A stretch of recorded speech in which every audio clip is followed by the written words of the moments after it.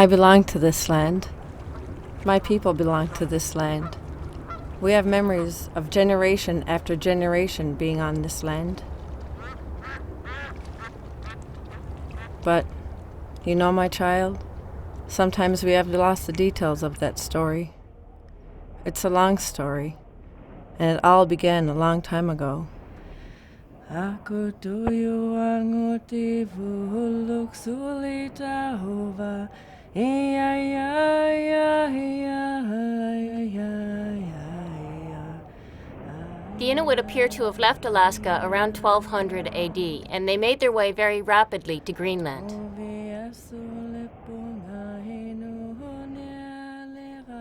Some people would say that they made their way there particularly because they'd heard stories perhaps from the Dorset people that they met along the way that was a source of iron in Greenland. And that happened to be the Norse that were at that time settling the Greenlandic colonies.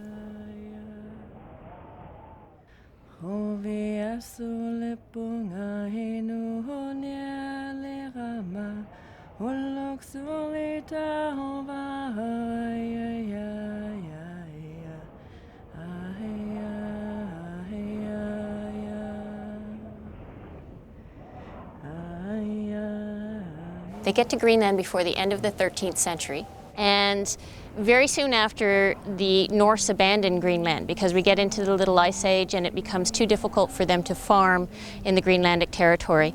And so they abandon that and pull back to Iceland and other Norse colonies further to the east. And the Inuit are essentially left without any sources of iron other than meteoric iron.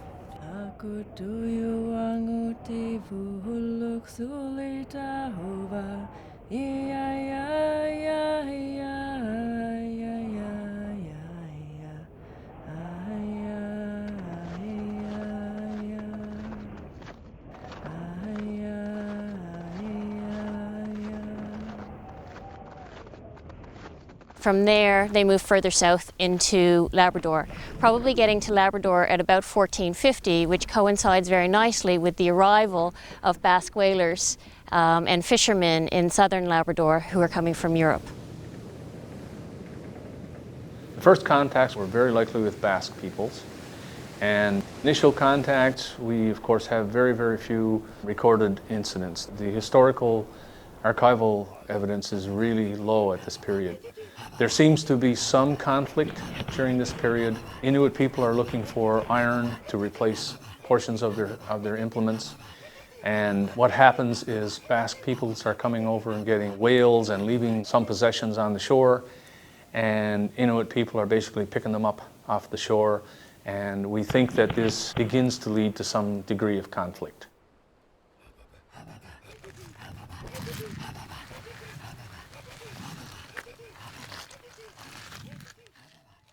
Our ancestors liked and appreciated the materials the Europeans left after them. They found them useful or amusing. Then, a new process of adaptation began, whose final results would be us. When we first started this project, there wasn't much academic support for the fact that the Inuit had occupied southern Labrador at all. They knew that the Inuit had been here. They had trade goods at the sites further north, so they had no doubt that the Inuit were at least scavenging or raiding seasonally used European fishing and whaling stations. So the idea being that the Europeans would go home for the winter, the Inuit would come down on rapid trips to scavenge or to raid these sites and steal the bits of iron and other materials that were left behind. We had a different feeling about it, and what we found was that the Inuit seemed to have arrived in southern Labrador, at least in the Sandwich Bay area, by the late 16th century, around 1590 or so. If you consider that they came into Labrador somewhere between 1450 and 1500 AD, it didn't take them very long to travel south.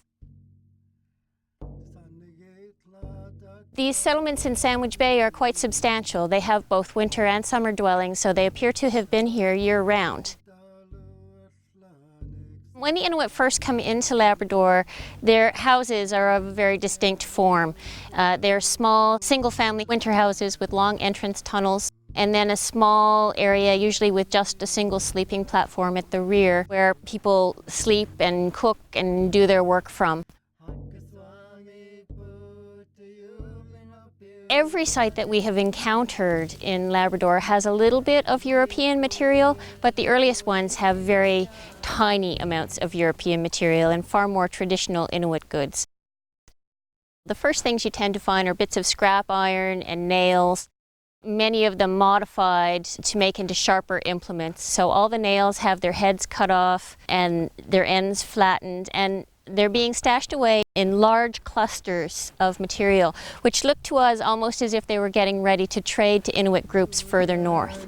So there's a developing trade network north and south along the coast between the Inuit people. Winter houses here dating from about 1620 to 1740.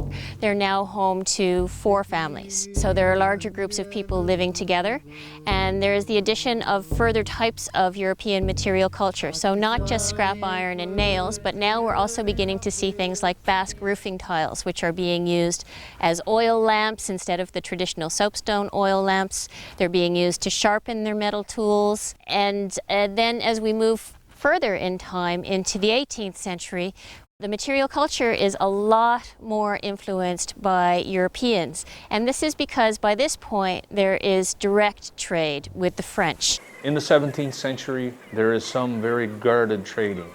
In other words, Inuit will approach European vessels, and by the middle of about the 1600s, we have a pidgin language developing so that they can greet in a European vessel. Once we reach the 1700s, the same thing basically goes on, except that the French are now beginning to establish seigneuries, which are properties in the Strait of Belle Isle and on the Newfoundland coast as well. The French started to settle the southern shore and started to overwinter and also do some sealing and various other things themselves. So there were a lot more opportunities for the Inuit and the French to interact.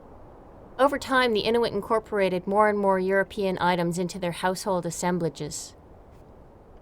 The Inuit used those bits of European material culture in very innovative and traditional ways. So iron is being made into ulus and traditional men's knives. The French cutlery is not being used as you and I would use a spoon. Instead, the ends are cut off and spoons have holes drilled through them. You can see where they have been applied to clothing as decoration. Communal style houses appeared suddenly in Labrador in about the turn of the 18th century. So they're large structures which replaced smaller single-family homes of earlier time periods. Communal houses have a connection with trading, and it's been suggested that middlemen traders were likely living in these large communal houses.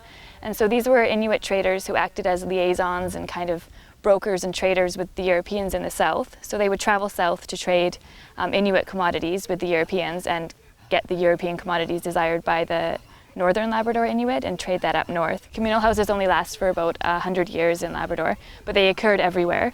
And it occurred at a time that permanent European settlement was just beginning in the south. By the mid-1700s, European fishing stations occupied most of the good coves and harbours up to Chateau Bay. And then, in 1763, all stations passed to British hands. The British wanted to establish a cod fishery in the south of Labrador, and that our people would stay north and away from their ships. What happens in this period is that people from New England, privateers, begin to come up the Labrador coast. And there's several incidents of where they get into conflicts with the Inuit, and a number of people get killed. One incident, there's 18 or 19 people killed. It's really difficult to speak of this out of context, because the French and British and the Spanish, everybody's fighting internationally. But by this time, in the Strait of Belle Isle area, we have a new governor in Newfoundland, Sir Hugh Palliser, and he is given direction to try to establish migratory fishery from England. He does not want people settling on the coast. That's kind of the history of the area and of the island itself, actually. In the interim, there is a Moravian sect, a German religious sect, which wants to get involved in evangelizing Inuit. They begin evangelizing Inuit, I think, by the 1750s in Greenland. So they have some experience and they have knowledge of Inuit ways and Inuit language. So in 1764, a gentleman by the name of Jens Haven comes to Carpoon. He's given permission by Palliser to set up some kind of a communication with the Inuit. The following year, by 1765, Hugh Palliser, in his flagship the Guernsey, and several other large ships end up in August month with Jens Haven Drackard, Schlosser, and Hill, the 4 Moravians aboard, go to Chateau Bay in southern Labrador. And Chateau Bay is the best location because it's probably the only place where you can get 2 or 3 large warships in there. 300 Inuit arrive. Palliser meets them, expresses a peace and friendship treaty which has been sanctioned by the British government, exchange of gifts, and his promise that they will be loved by the English people and that they will get protection from the governor and so on. So there's a whole series in this treaty with Inuit. Drackard goes to the leader of the Inuit, who we assume is the leader of the Inuit, a man by the name of Segulia. And they have certain exchanges about Segulia's belief in God, and the Moravians profess to help and love him and so on. And Segulia goes into a shamanistic a trance.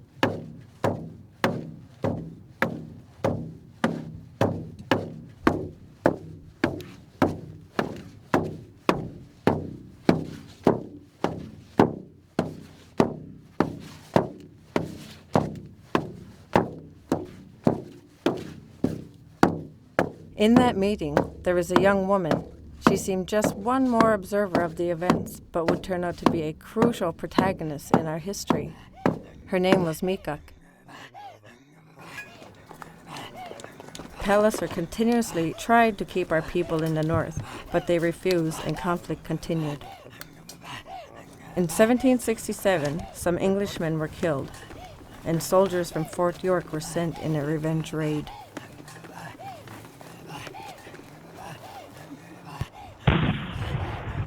During that raid, a group of people were captured. Among them was Mikak and her son Tutok. The commander of the troops, Captain Francis Lucas, took immediate interest in Mikak because she seemed very intelligent and eager to communicate. So they started to teach each other their languages. During these conversations, Lucas discovered that she knew a lot about where her people went to trade and how they traded. So he decided to take her to meet Governor Palliser in St. John's.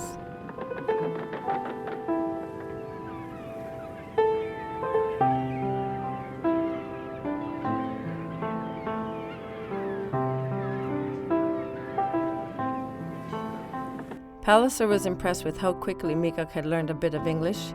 He thought that forming good relationships with people like Mikak could be of great assistance to him.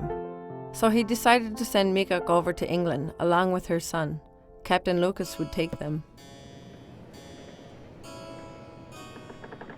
Many people in England were curious about seeing this woman. John Russell, a famous painter, was commissioned to make a portrait of her. She was often taken to social gatherings to meet important people. They were usually impressed with her capacity to speak some English. At one of those gatherings, she found a familiar face, Jans Havens, the Moravian missionary that she had met in Segulia's tent. They got talking. Here was a familiar face who could speak Inuktitut. Havens quickly won Mikak's support for his plan, getting approval from the Crown to establish a mission in Labrador. So, when Mikak was returned to Labrador in November 1769, the Moravians have already obtained permission for their enterprise. In the meantime, Mikak started to advise the people that missionaries will come and that it was in their interests to befriend the newcomers. There was a dual interest, the missionary interest of the Moravians to evangelize among the Inuit, as they had done in Greenland and many other missionary locales. And yet there was also an interest of the English to have the Moravians make peaceful contact with the Inuit and keep them further north, because it was Palliser's intention, after the Peace of Paris, to develop the ship fishery for the English in southern Labrador. And so both the English and the Moravians had an interest in the Inuit in the north. The effort to keep Inuit in the north didn't succeed very well in the first 2 decades of the Moravian presence in Labrador, because there was a quite an attraction to the south, particularly to Chateau Bay, but then also in early 1770s to the Sandwich Bay area, where Cartwright and others had established themselves. The Inuit called this area Netsektok. And what happened was that the Moravian store supply was quite limited. Among other things, they did not carry any guns. In fact, they were forbidden to give guns to Inuit for the first 15 years of their presence in Labrador. But guns proved to be a very strong attraction. And so you have a massive movement further south. And Inuit became also traders of guns that they took further north. During those years as well, there are 2 or 3 other British fishermen and traders that begin to become established, such as Jeremiah Coghlan and Andrew Pinson. And once they become established, they're in constant conflict, of course, for the trade and furs and seals and so on with Cartwright.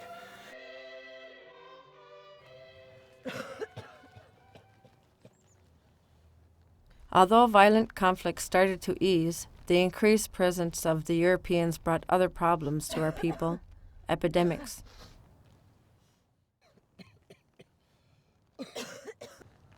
Well, there were also people that came from the European traders to some of the mission stations trying to have medicine. And that occurs even in the outgoing 18th century and continues in the 19th century.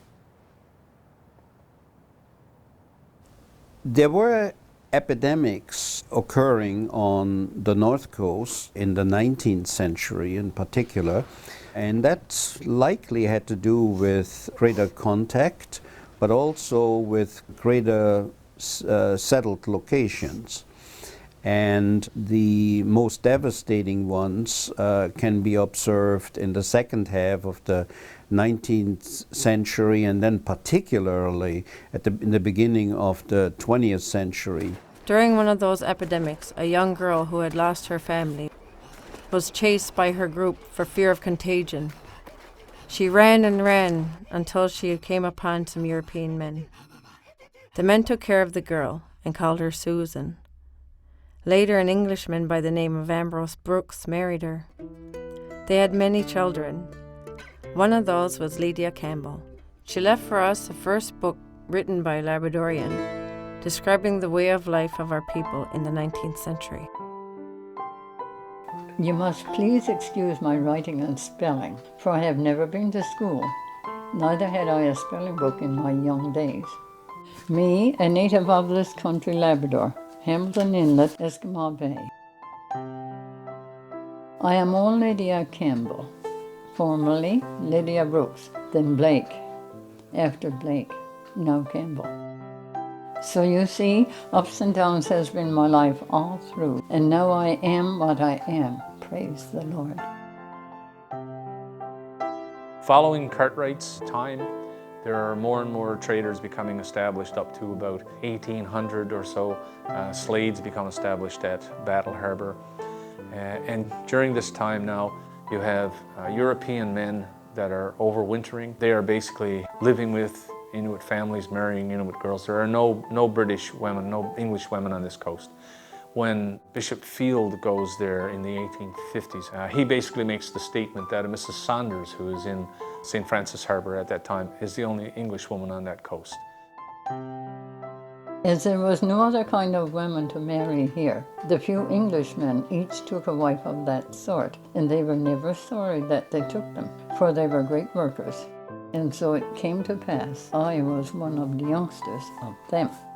One of the things that I have found interesting, and I guess I accept it as a fact growing up in Labrador, is that, well, I have my little joking nickname for it, which is Labrador Roulette.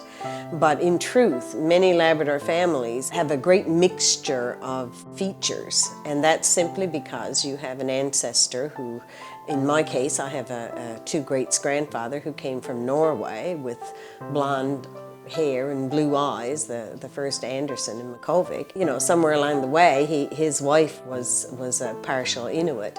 So somewhere in between those two shades, we'll say, you can have children. So you could have, out of say 6 children, you could have 2 that are very blonde, 2 that are very dark, and then 2 sort of in between.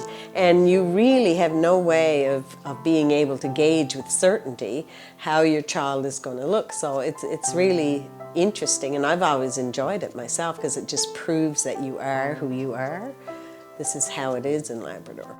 You have some European men marrying into the Inuit society that's there.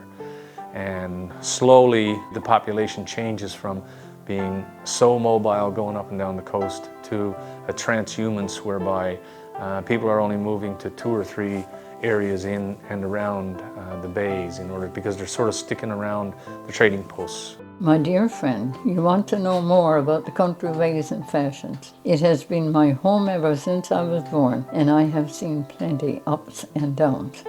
When I remember first to see things, I thought that there was no place as good as this in the world. As I am writing these few lines before daylight, my use in the morning is rising to make a fire, say my prayers, wash lamps, get on breakfast, sweep the house. So after breakfast, I, old Lydia Campbell, 75 years old, puts on my outdoor clothes, takes my game bag and axe and matches, and off I go over across the bay, over the ice and snow for about 2 miles and more. I was born in 1930. We didn't have the modern conveniences that we have today, such as electricity, running water, flush toilet and so on. We burn wood, of course, wood stoves for heat and cooking and everything like that. Our main source of income was fishing. Codfish and salmon only at that time was the only 2 types of fish that we could market, you know, that they would buy from us. And trapping fur in the wintertime. We'd go back into country in the wintertime, trap fur and so on, and sell that for whatever price you get for it. So that's where our livelihood came from, off the land. We moved around a lot. We lived, the Paradise River was our wintertime place where we went for the winter. We had shelter back in the bays where there was lots of wood, closer to our trap lines. The winter place, of course, had to be comfortable because of our cold winters. We used dog team, of course, for transportation in the wintertime because we traveled inland a lot for trapping, and far inland as well. We trapped all the headwaters of the rivers that flows into Sandwich Bay and flows into the south coast of Labrador, plus 2 rivers that flows into Quebec, North Shore Quebec, up in the Gulf of St. Lawrence. And sometimes you would make 3 moves. You would move from your winter place to a salmon place, fish salmon, or move twice rather, and then move again for the fish codfish. Not everybody did that, but a lot of the people did. They moved what they called a summer place and a winter place, okay? Summer place was a pretty rough place. It was just more or less a shelter where you get in out of the rain. We used boats, of course, in the summertime, motor boats. Usually boats from about 30, 32, 35 feet long, you know, for fishing with. Smaller boats, 12 foot, 14 foot for rowboats, we'll say, for tending salmon nets and so on. We eat a lot of fish in the summertime, a lot of meat in the wintertime, caribou, ducks, not ducks, of course, ducks in the fall time, partridge, rabbit, porcupine and this kind of meat, beaver meat and so on. So the food that we buy from the store, like you buy from the supermarket now, was very basic. You know, salt pork, salt beef, flour, baking powder, sugar. Living on the land continued with little change for several generations, but then things started to change again, and our people have to rise up to new challenges. At the beginning of the Second World War, things started to change around then. Air bases were built throughout the province. Goose Bay was built then, you know. So some people that of the younger people that didn't have good fishing places, good trapping grounds, they packed up and they headed for day labor. First time in their lives that they ever had a chance probably to work for day labor. And it was so good, of course, that some of them never ever came back, because if you could guarantee that the end of the month that you was going to get a paycheck, where if you went up on the trap line, you might spend the winter and not make anything. So a lot of them stayed and they didn't come back. So then our population started to dwindle. They started to go down. The biggest change of all, of course, for us, was when we entered Confederation in 1949. That was the biggest change, and that was a massive change. Everything, all social life changed and everything when that happened. It changed because of the fact that people had more money. We got the baby bonus. We got the old age pension. Old age pensions up to that time was $15 a quarter. That's $15 every 3 months. All of a sudden they were getting that more than that in 1 month. Welfare was better. Instead of 6 cents a day for each person in the family, I don't know what it went to, but it went way, way above that. We got better educational facilities. We got better teachers coming in our area. We got better health service, you know. We got our stores, became better stocked with groceries, with better food. So it was a massive change overnight, you know. With these changes also came more interest for the riches of our land. But over time there was forestry, there was Churchill Falls, mining. So when you have our natural resources depleting, then you have other types of industry coming in and putting added pressure on resources. Then the cumulative impact was the impetus for people becoming more political, if you will, in terms of wanting their voice heard. I believe one time people just lived their lives along the coast of Labrador. They just lived their lives and in the interior. And there wasn't a lot of bother, and there was sort of like this sense of people came for a while and then went away, like the migratory fishery in Newfoundland. And so people could survive. But there came a time when the pressure became so intense that people had to declare in a more formal way who they were, what their history was, and what the roots were. That's my sense of how the Métis Nation came to be. When we began the organization back I guess in the late 70s and early 80s, we identified ourselves as a Métis community. And I guess with the best of our knowledge, not understanding what exactly a Métis community was, except it's a community that has changed with the times and has adapted some features of a culture that's also, I guess, living side by side with us. The earliest names for ourselves, of course, was Labradorian, and Labradorian always implied our Aboriginal Inuit ancestry. With our studies and everything else that we've done, we could find no place in our history where we could point to an ethnogenesis of our Métis culture. It always was and always will be a Labrador Inuit culture. We've given ourselves the name NunatuKavut, which means our ancient land, the land of our ancestors, to always hold and treasure our Inuit ancestry. Many people in our communities have joined the organization. Others have concerns with how governmental demands might generate divisions in our communities. What the government tries to do is keep everything as narrow as possible. Now, I don't blame people when they sign agreements sometimes that artificially divides families or artificially ends, say, Aboriginal occupation at a certain point. Because I understand some of the pressures that those groups are under. But it is artificial. It is artificial. We have one of the largest migratory industries anywhere in the world. When 20,000 people on a seasonal basis used to come to the shores of Labrador, harvest fish and then retreat back to their own countries or to their own communities, to their own areas. That sort of ebb and flow, I think, it certainly hurt the resource, and over time that resource became depleted, so people felt that pressure was more intense. The collapse of the fisheries brought a shortage of jobs and the opportunities for young people. From an intense activity that employed thousands of people and fed our families, fishing has been reduced to a shadow of what it was.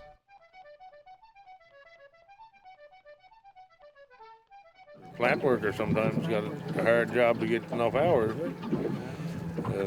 One of the reasons is they're not processing it as much as they were when they started off either.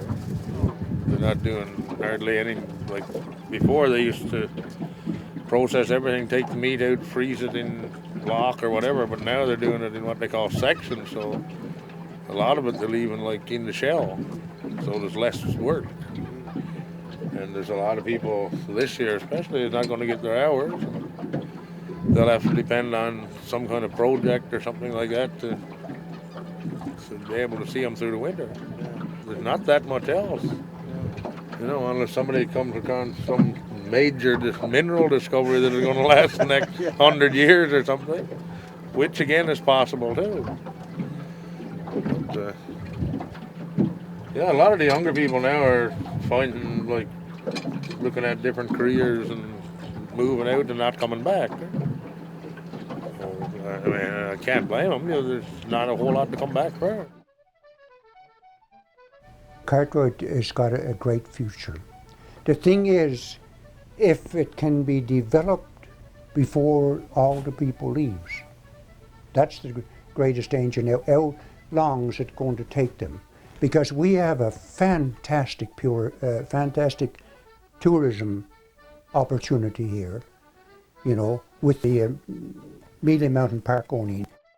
You'll often hear people say, oh, you only want to be Inuk because of the benefits. If there were no benefits, you wouldn't want to be Inuk. That's not the case. People want to be a part of a particular organization because that particular organization offers some hope, some opportunity for people. Who wouldn't want to join an organization? Why do we join organizations? And we join organizations for hope and opportunity. That's why we usually join them. Our land claim has been resubmitted. It's being examined by Indian Northern Affairs Canada, and will be soon going into the Department of Justice. So we expect it to move forward very, very quickly. In the meantime, we've gotten involved in a lot of other projects, of course, a lot of government programs. We now have a food fishery where our people can live their traditional lifestyles and catch food. We've got an offshore shrimp quota, and we've got several inshore franchises. Right now we've got 6. We've acquired 3 more inshore fishing franchises for crab and shrimp. And we're into real estate, and we're looking at setting up partnerships with a lot of different companies across Labrador. Sometimes it's a matter of survival. But I have to say that joining a group, like an organization, doesn't, for that reason, does not take away the authenticity of who you are as a person. You know, you join a particular group because you meet a certain criteria. That doesn't take away the reality of who you are, or the reality of your family, the reality of your culture.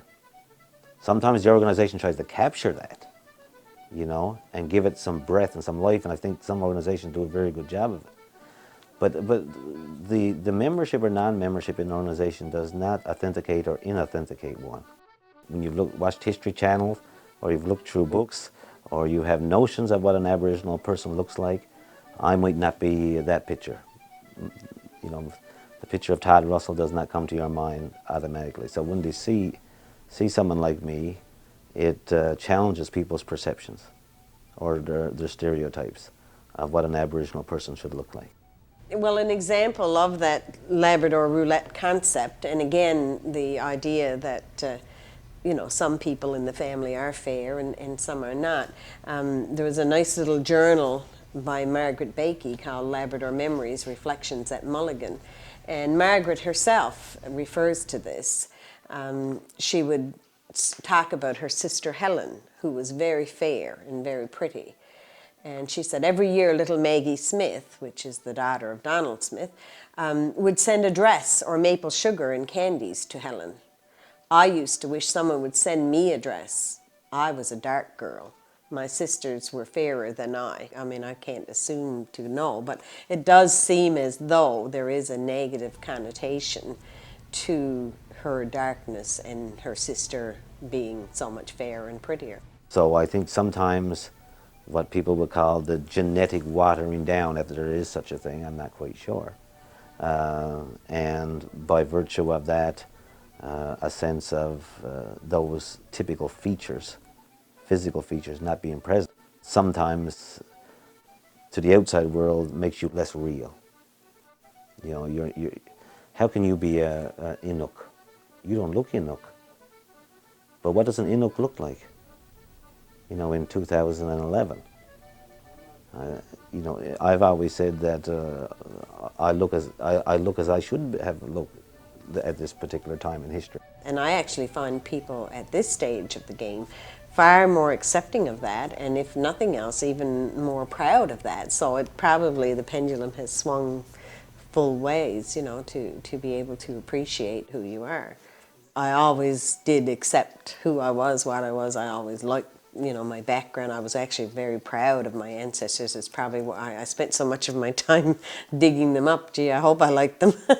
But for society in general, I mean, I would have to think that the government kind of placing everybody in these political categories and then making you prove who you are to reap some of the benefits has probably resulted in, first of all, finding out, and then I think over time, just a greater appreciation of that. The far greater challenge, though, is it is a fight over resources. It is a fight over resources, ultimately. And it comes back to my earlier point, that if this was a wasteland, a barren land, and nobody wanted it, they could say you could have all the rights you want to that, because nobody else has an interest in it. As soon as somebody else has an interest in it, then somehow your aboriginality becomes a barrier, your authenticity becomes a barrier, your quest for rights become a barrier. I struggle with this. I struggle with it because I have a perception as well of what an Aboriginal person should look like. And sometimes I felt so small going into a room because I didn't meet the standard. I felt I didn't meet the standard that others had for me in that room. A loss of language, didn't look a particular way. But I've always said that my heart was true, and I knew where I came from. I knew who I was about, and I became more comfortable with that over time. So, I mean, even internally, I think that sometimes we have these challenges that we have to overcome. These very personal challenges, family challenges. You know, initially, I think you want to know just for the sake of knowing, like a means to an end.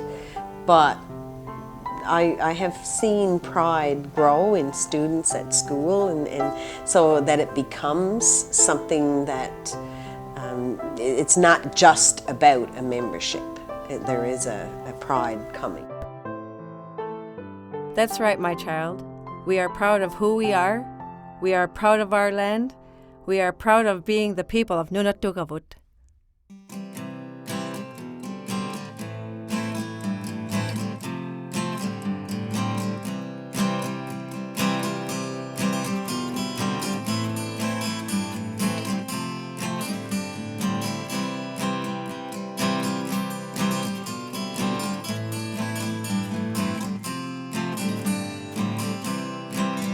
There's a land of boundless beauty where the untamed rivers run, and majestic snow-capped mountains rise to meet the morning sun.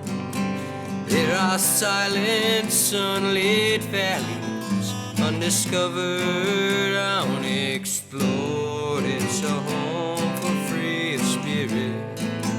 It's a land called Labrador. Legends of our people spoken in the language of land tell of hard times and endurings strangers would not understand as they trekked across the tundra from the highlands to the shore. Promise of the land is broken and our people suffer more.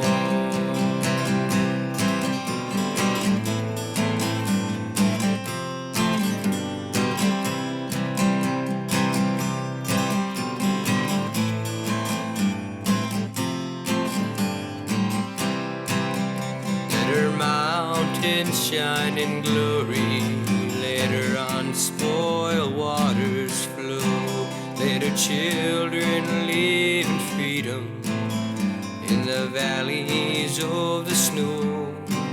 Lift your voices, sons and daughters, like you've never done before. Let your song rise through the darkness in this land called Labrador.